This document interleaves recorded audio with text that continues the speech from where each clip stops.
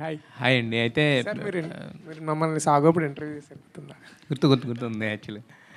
అంటే అప్పటి నుంచి వెయిటింగ్. అంటే ఎలా అంటే అప్పుడే అంటే చాలామంది గుర్తించి చేసి సినిమా చేసినప్పుడు నెక్స్ట్ ఏం చేస్తారని చెప్పి, బట్ అద్భుతంగా 'చిత్రమన్' అనే సినిమాతో వచ్చారు.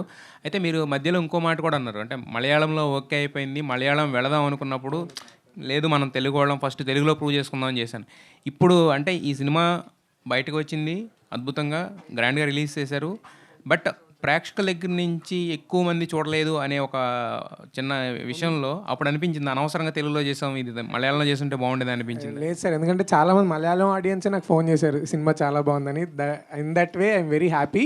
బట్ యా, కొంచెం అది ఉంది, ఎందుకంటే ఇంకా ఎక్కువ మంది చూడాల్సిన థియేటర్లో, ఎందుకంటే ఈ ఎక్స్పీరియన్స్ థియేటర్లో. But nevertheless now I'm very happy ఈటీవీకి వస్తున్నాను, ఎందుకంటే యాజ్ ఐ టోల్డ్ ఎర్లియర్ ఇది మలయాళంలోకి వెళ్ళి చేసేద్దాం అన్నప్పుడే నా ఫస్ట్ థాట్, నేను తెలుగులో పుట్టా, నేను తెలుగు వాడిని, ఫస్ట్ తెలుగు వాళ్ళకి నేను సినిమా చేయాలని. I think right now huge దాని ఏమంటారు సబ్స్క్రైబర్ బేస్ ఉన్న ఏకైక ఓటీటీ ఈటీవీ విన్. సో ఇప్పుడు దీని ద్వారా ఎక్కువ మంది తెలుగు ఇంటికి వెళ్ళొచ్చు అన్న హ్యాపీనెస్ అయితే ఉంది సార్. చూసిన ప్రతి ఒక్కళ్ళు బాగుందన్నారు. బట్ ఏ పాయింట్లో కనెక్ట్ అవ్వలేదు అనుకుంటున్నారు మీరు? ఈ సినిమా కనెక్ట్ ఏ పాయింట్లో జనాలు ఎక్కువ రాలేదనుకుంటున్నారు? ఇప్పుడు స్ట్రీమింగ్ వస్తుంది కదా, సో ఏ పాయింట్లో ఎక్కువ కనెక్ట్ అవుతారని అనుకుంటున్నారు? అది అంటే మేబీ ప్రమోషన్స్ వైజ్ మేము అంత చేయలేకపోయి ఉండొచ్చు మేబీ మా సినిమా గురించి. బట్ చూసిన అంటే నా బిలీఫ్ ఏంటంటే చూసిన ఏ హ్యూమన్ అయినా కనెక్ట్ అయ్యే స్టోరీ అని నా ఫీలింగ్. ఎందుకంటే వెరీ హ్యూమెన్గా రాసిన కదా, సో చూసిన ప్రతి హ్యూమన్ కనెక్ట్ అవుతారన్నది నా feeling sir. Yeah, Sai Krishna గారు, అదే ఇప్పుడు శ్రీ చిదంబరం గారిని అందరికీ చూపించడానికి తీసుకొస్తున్నారు కదా, సో ఇది ఈటీవీ విన్ ద్వారా మీరు తీసుకురావాలనుకోవడానికి మీకు కనెక్ట్ అయిన పాయింట్ ఏంటి సార్? ఫస్ట్ అదే సార్, అదే రూటెడ్ స్టోరీ, ఒక చిన్న కాన్ఫ్లిక్ట్, ఒక వరల్డ్, ఒక రాజమండ్రి నుంచి ఒక 70-80 కిలోమీటర్లు ఉండే ఒక ఊరిలో ఒక 100-200 కలుపుడు ఉంది ఊరిలో. ఆ ఊరిలో అతనికి ఒక ఇన్సెక్యూరిటీ ప్రాబ్లం ఉంటే ఎలా ఉంటుంది, అదే వెరీ జనరల్ మనకుండే relatable conflict and rooted world. So ఇలాంటి సినిమాలు ఎప్పుడు ఈటీవీలోనే ఉండాలనుకుంటాం మేము. సో అందుకని చేద్దాం అనుకున్నాం. But somehow now it is coming on with better things now. And ఇది ఇందాక మీరు అన్నట్టుగా ఇది మలయాళం లాంగ్వేజ్లో కూడా అవైలబుల్ ఉంటుంది ఈటీవీ విన్లో. సార్ మరి ఈ కథ మీ దగ్గరికి వచ్చినప్పుడు ఫస్ట్ ఈటీవీ విన్ చేయాలనుకున్నప్పుడు అప్పుడు చేయకపోవడానికి కారణం ఏంటండి? అప్పుడు చేయకపోవడానికి 2-3 రీజన్స్ ఉన్నాయి సార్. ఎందుకంటే ఆ రోజు సమ్వేర్ ఎప్పుడు మా వినేది 2 years అవుతుంది కదా, బిఫోర్ లిటిల్ యాడ్స్. సో ఈ సినిమా 2 things అండి. అప్పుడు మేము ఎక్కువ సిరీస్లు చేద్దాం, రిలేటబుల్ సిరీస్లు, అర్బన్ వరల్డ్ ఇలాంటివి చేద్దాం అనుకున్నాం. సో అక్కడెక్కడో ఫిట్ అవ్వలేదు అనిపించింది ఆ స్ట్రాటజీకి. బట్ ఎప్పుడైతే గోపాలకృష్ణ గారు చేస్తున్నప్పుడు వి థాట్ అది మాకే వస్తుంది, మన సినిమా అవుద్దని. So feel very happy for that. ETV win స్ట్రాటజీలు ఏమైనా మారాయండి? ఇప్పుడు ఇందాక మీరు మాట్లాడుతున్నట్టు అర్బన్ కథలు చేద్దాం అనుకున్నారు అప్పుడు. అవును. మరి ఈ ప్రయాణంలో ఈ జర్నీలో ఏమైనా స్ట్రాటజీలు ఏమైనా మారినాయా ఈటీవీ విన్? అవి మారుతూనే ఉంటాయండి. ఒక సినిమా హిట్ ఫ్లాప్ బట్టి థింగ్స్ విల్ ర్యాండమ్లీ చేంజ్, మీకు తెలియదు కాదు అది. సో యాజ్ మచ్ ఆఫ్ తెలుగునెస్ ఉండాలి, తెలుగు రూటెడ్నెస్ ఉండాలి, తెలుగు కల్చర్ని ఎక్కువ చెప్పాలి అనేది మాత్రం ఎప్పుడు మారకుండా ఉండాలని అనుకుంటున్నాను. డైరెక్టర్ గారు, నిండా 27 ఏళ్ళు కానీ 24 క్రాఫ్ట్స్ని మీరు మేనేజ్ చేయాలి. సెట్లో ఎలా ఉండేది ఆ కమాండ్? డైరెక్టర్ అంటే ఒక కమాండబుల్గా ఉండాలి కదా. అవునవును. సెట్లో ఆ కమాండ్ ఎలా దొరికింది మీకు? సో బేసికలీ కమాండ్ ఇవి ఏమో సార్, అంటే నా సెట్ అంతా నా ఫ్రెండ్సే, నా టీం అంతా కూడా ఎగ్జిక్యూటివ్ ప్రొడ్యూసర్లు, లైన్ ప్రొడ్యూసర్లు, యాక్టరు అందరూ నా ఫ్రెండ్సే. So mostly more than command మీ అంతా కూడా ఏదో ఒక ఫ్రెండ్స్ కాబట్టి మాకు ఆ ఈజ్తోనే వెళ్ళిపోయింది. రాదని ఇప్పుడు నేను డైరెక్టర్ నా చెప్పిన మాట వినాలి, ఈ స్పేస్లో ఉండదు మాది. But they respect me, I respect their work. But ఆ ఫ్రీనెస్ ఉండడం వల్ల కొంచెం ఈజీగా ఉంది సార్. అండ్ మా journey from last 8 years we been making short films and independent films. So మాకు తెలుసు, అంటే ఇప్పుడు జనరల్గా ఇప్పుడు ఫిలిం అంటే ఈ ఫార్మాట్లో వెళ్తుంది, ఇలా షూట్ చేస్తారని ఏదో మేము ఎప్పుడైతే హైదరాబాద్ ఎప్పుడు రాలేదండి దీనికంటే ముందు.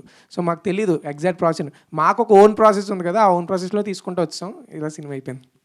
ఎంత మంచి సినిమా చేసినా థియేటర్కి జనం రావడమే అల్టిమేట్ గోల్. అది అవును. తర్వాత చూసిన వాళ్ళు ఎంత బాగుందని చెప్పినా ఎందుకు రాలేదు జనం అన్నది లోపల ఒక ఉంటుంది కదా, ఒక బాధ, ఒక పెయిన్ ఉంటుంది. ఇంత కష్టపడి రాసుకున్న కథ, ఆ పెయిన్ నుంచి బయటికి ఎలా రాగలిగారు? అంటే అదొక రోజు ఉందండి.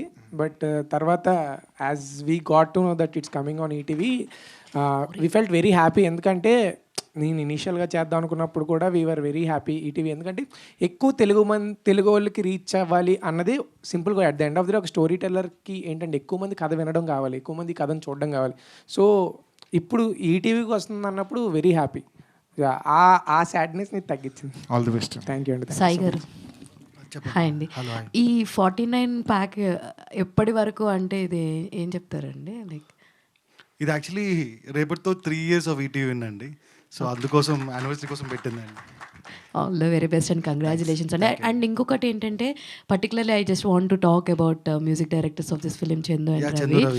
మీకు వాళ్ళు విపరీతమైన క్లోజ్. ఎందుకంటే అనగనగా నుంచి you are the one who brought them అన్నట్టు అనిపిస్తుంటుంది. అలా ఏం లేదండి. They are the made life to అనగనగా.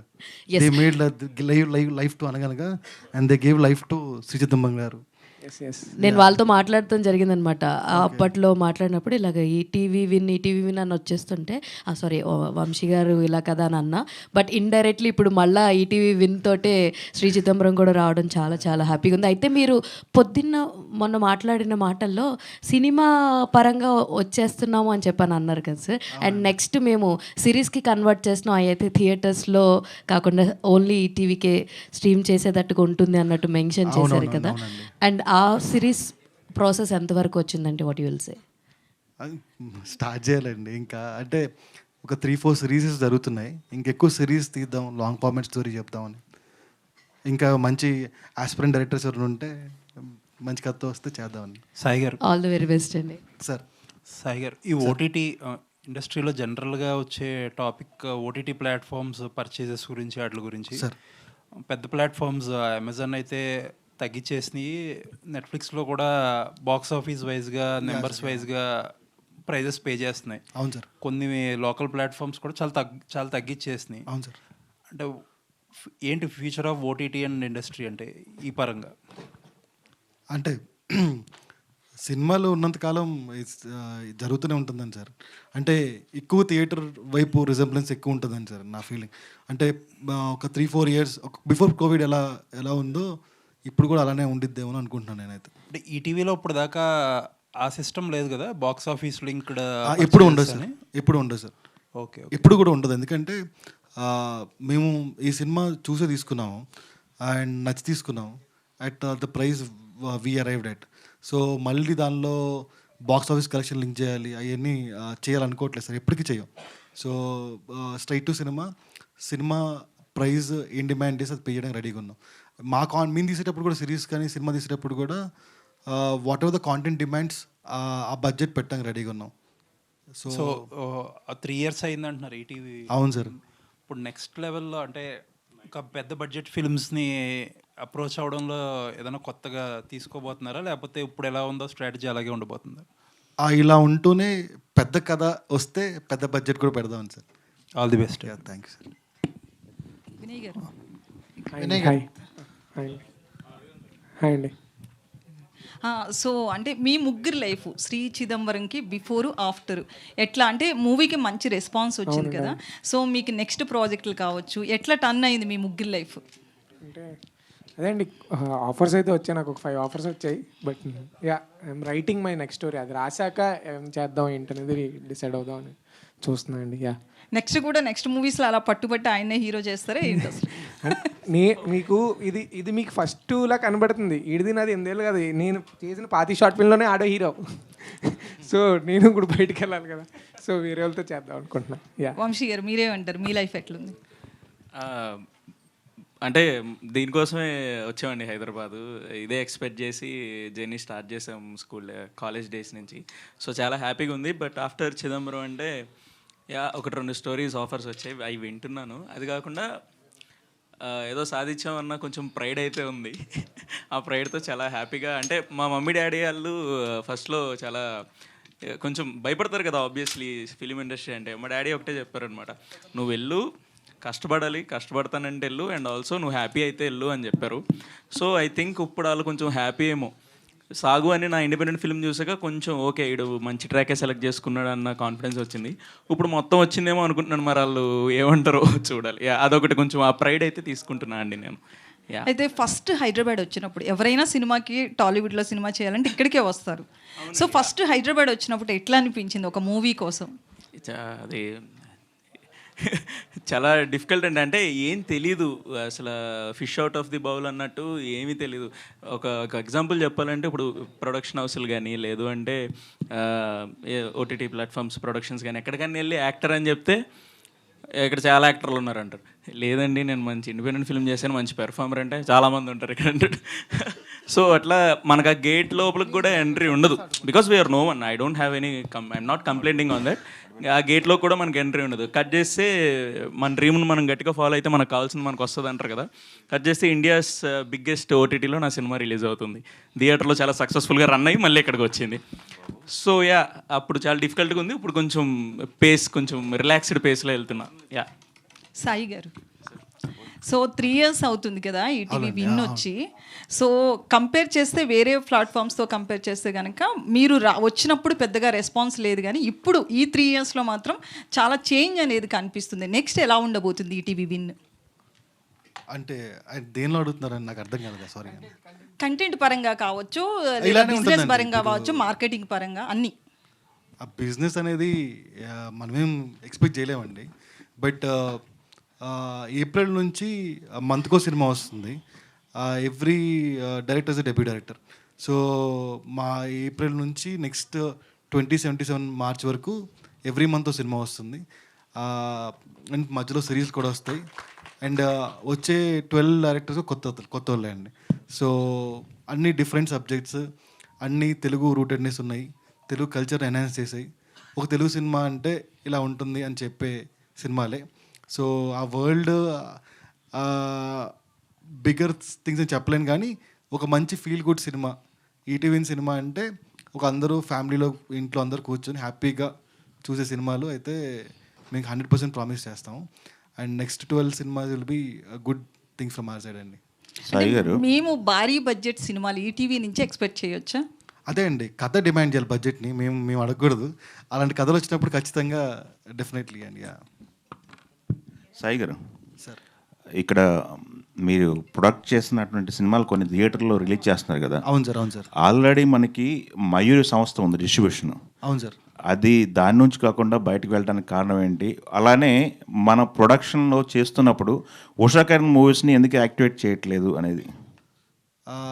మయూరి డిస్ట్రిబ్యూషన్ ఇప్పుడు లేదు సార్. ఆఫ్టర్ కోవిడ్ అది క్లోజ్ అయిపోయింది.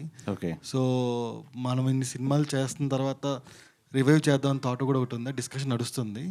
ఉషా కిరణ్ మూవీస్ కూడా ప్రతి soon it will be very active. Okay, all the best అండి. మీకు ముగ్గురికి సంబంధించిన క్వశ్చన్, ఈ సినిమా రిలీజ్ తర్వాత మీకు వచ్చిన అప్రిషియేషన్స్ ఏంటి? అలానే మీకు ఆఫర్స్ కూడా వస్తాయి, సక్సెస్ ఉన్న దగ్గర ఆఫర్స్ అనేవి ఉంటాయి. మీ ముగ్గురికి వచ్చిన ఆఫర్స్ ఏంటి? ఇంకా ఎక్కడ సైన్ చేయలేదు కాబట్టి చెప్పకూడదేమో, బట్ మంచి ఆఫర్స్ అయితే మంచి ప్రొడక్షన్స్ నుంచి ఆఫర్స్. ఓకే ఓకే, లాక్ చేస్తారు అన్నమాట అయితే. Okay okay okay, all the best. Thank you. కాదు, ఇందాక నందిని గారు మాట్లాడుతూ చాలా కష్టాలు పడ్డారన్నారు. ఏంటి ఆ కష్టాలు? ఇప్పుడు మళ్ళీ ఇంకో గంట చెప్పాలి. పోనీ షార్ట్ అండ్ స్వీట్. లేదండి, అంటే బేసిక్లీ కథ చేద్దామని తీసుకుని వచ్చినప్పుడు షార్ట్ అండ్ స్వీట్గా చెప్పాలంటే చేద్దామని సెట్ మీదకి వెళ్తుందని ప్రతిసారి ఒక అడ్డంకి వచ్చేది. ఎంతమంది రిజెక్ట్ చేశారు? ఒక్కరు రిజెక్ట్ చేసినా కథను పక్కన పెట్టేద్దాం అనుకున్నా. ఓకే. ఒక్కరు రిజెక్ట్ చేయలేదు, అదే ప్రాబ్లం. ఓకే, రిజెక్ట్ చేయలేదు కానీ ప్రొడక్షన్ హీరోని మార్చమనేవారు. అందరూ కొత్త యాక్టర్స్తో వెళ్తున్నాం, హీరోని మార్చు, ఇది మార్చు, లేదా పాయింట్ ఇందులో ఏమన్నా ఇది చెప్పు అన్నారు. కానీ కథ బాగాలేదని ఎవరు చెప్పినా నేను పక్కన పెట్టేసి వేరే కథ రాద్దాం అనుకున్నా. అదే ఆ ఇంటర్వ్యూలో కూడా చెప్పా. వినయ్ గారు. హాయ్ అండి. హాయ్ అండి. ఒక తమిళ నేటివిటీ ఉండే టైటిల్ పట్టుకొని ఒక మలయాళం స్టైల్ నేరేటివ్ స్టైల్ పట్టుకొని ఒక తెలుగు సినిమా చేశారు. ఏంటి ఈ రౌండప్ ఏంటి? అసలు నంబరాలు మన దగ్గర కనిపిస్తారు కదా, మన దగ్గర శ్రీనివాసులు, వెంకటేశ్వరరావు. అవును, కాకపోతే అదే అండి బేసిక్లీ సినిమాలో హీరోకి అదే సినిమాలో హీరోకి మెల్లకన్ను ఉంటుంది. సో జనరల్గా మా సైడ్, మా గోదావరి, ఈస్ట్ గోదావరి సైడ్ ఎవరికైనా చిన్నప్పటి నుంచి స్కూల్లో కానీ ఎవరైనా ఎవరికైనా మెల్లకన్ను ఉంటే ఎర్ర చిదంబరం అని ఎక్కిరించేవారు. బికాజ్ ఆఫ్ లేట్ మన తెలుగు యాక్టర్ కళ్ళు చిదంబరం గారి రిఫరెన్స్తో. సో వాడికి మెల్లకన్ను ఉండడం వల్ల చిదంబరం అనేది అది పేరు కాదు, వాడిని ఎక్కిరించుతారు, టీజ్ అది. సో అందుకు ఆడికి చిదంబరం అని చెప్పేసి పేరు అనమాట. ఎలా వాడి ఒరిజినల్ పేరు ఏంటని తెలియాలని మీరు సినిమా చూడాలి. ఆ పేరుని ఎలా యాక్సెప్ట్ చేశాడు, ఈడు కూడా అలవాటు పడిపోతాడు. ఈడు చిదంబరం ఎలా అలా అయిపోతుంది అంటే ఆడి పేరు చిదంబరం నమ్మేస్తాడు, బట్ ఆడికంటూ ఒక ఒరిజినల్ నేమ్ ఉంటుంది. ఆడు ఎలా యాక్సెప్ట్ చేశాడు, ఈ నేమ్ని ఎలా వదిలేశాడు అన్నది థింగ్. అంటే చాలా కథలు ఎంటర్టైన్మెంట్ వేలో వెళ్తాయి, కానీ ఈ సినిమా చూసి వచ్చిన తర్వాత ఏదో కాన్ఫిడెన్స్తో చాలా మంది కాన్ఫిడెంట్గా లైఫ్ మీద కాన్ఫిడెన్స్తో చాలా టేక్ అవే పాయింట్ ఉంది దాంట్లో. అంటే ఫస్ట్ మూవీలోనే మీకు అలా కుదరటం, ఫస్ట్ కథలో అలాంటి, అంటే నెక్స్ట్ మీ నుంచి ఎక్స్పెక్టేషన్స్ పెరిగిపోతాయి మీ కథల మీద. అంటే నేను యాజ్ ఏ ఆడియన్గా నేను కూర్చొని చూసిన సినిమాలు, నన్ను ఇన్స్పైర్ చేసిన విశ్వనాథ్ గారి సినిమాలు కానీ, వివేకాత్రేయ గారు, వెంకటేశ్వర మహా గారి సినిమాలు నన్ను చాలా కదిలించిన cinemas. When I was writing నేను కూడా అలాంటి హోప్, బేసిక్లీ సినిమా రేపు 49 రూపీస్ పెట్టి, నేను I'm requesting every one 49 rupees పెట్టుకొని ఈ సినిమా చూడండి. 49 రూపీస్తో మీకు మీరు ఏదైతే గోల్ని కానీ లైఫ్లో ఏదైనా చేద్దాం అనుకున్న ఒక మోటివేషన్ లేకుండా ఉంటుంది కదా, మనకు అప్పుడప్పుడు డిమోటివేటెడ్ అయిపోతాం. 49 రూపీస్తో మీకు హార్ట్ ఫుల్ ఆఫ్ మోటివేషన్ ఇస్తానని నేను కాన్ఫిడెంట్గా చెప్తున్నాను. సంధ్య గారు, మీ జర్నీ ఏంటండి? అంటే ఆర్టిస్ట్గా ట్రై చేస్తున్నప్పుడు మీకు ఉంటాయి కదా కాంబినేషన్స్ వైజ్, కానీ ఎలా ఇప్పుడు ఈ ప్రాజెక్ట్లోకి ఎంటర్ అయినప్పుడు, ఈ కథ విన్నప్పుడు, లేకపోతే ఇప్పుడు అప్రిషియేషన్ పాయింట్కి వచ్చినప్పుడు ఈ జర్నీ గురించి ఏం చెప్తారు? అంటే నేను యాక్చువల్లీ బెంగళూరు నుండి నేను ఒక చాలా కన్జర్వేటివ్ ఫ్యామిలీ నుండి వచ్చాను. సో నా గ్రాడ్యుయేషన్ తర్వాత ఐ హ్యాడ్ మై ఓన్ ఇంకా family was like obviously conservative family నుండి వచ్చేటప్పుడు ఓకేనా కాదా అన్న కాన్ఫిడెన్స్ లేదు ఆబ్వియస్లీ పేరెంట్స్కి. బట్ చిదంబరం తర్వాత సినిమా చూసిన తర్వాత అండ్ ద వే అందరూ నన్ను రిసీవ్ చేసుకుంటున్నారు, అంటే లీలాని రిసీవ్ చేసుకుంటున్నారు. మా అమ్మ నాన్న చూసినప్పుడు when they saw it they were very happy.